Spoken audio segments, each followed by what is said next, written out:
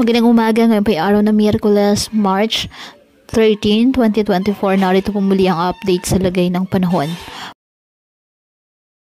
Ayon sa pag-asa, northeast monsoon o amihan ang nakakaapekto sa northern Luzon at easterlies naman ang nakakaapekto sa nalalabing bahagi ng ating bansa.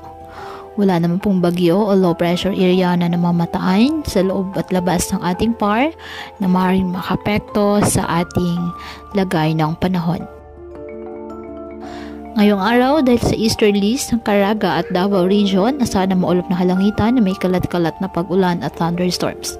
Apektado naman po ng amihan ng Cagayan Valley, Cordillera Administrative Region at Aurora, kaya asahan din po ang maulap na halangitan na may mahihinang pag-ulan. Ang Ilocos Region at nalalawing bahagi ng Central Luzon, bahagyang maulap hanggang sa maulap na halangitan with isolated light rains dahil po sa amihan. Ang Metro Manila at nalalabing bahagi ng ating bansa, bahagyang maulap hanggang sa maulap na halangitan with isolated rain showers or thunderstorms dahil po sa easterlies at localized thunderstorms.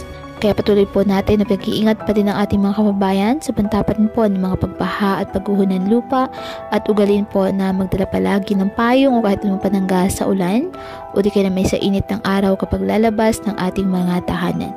At yan po muna ang update sa lagay ng panahon ngayong araw. Muli patuloy po tayo na mag-ingat at palaging tandaan, God loves you. Stay safe and God bless.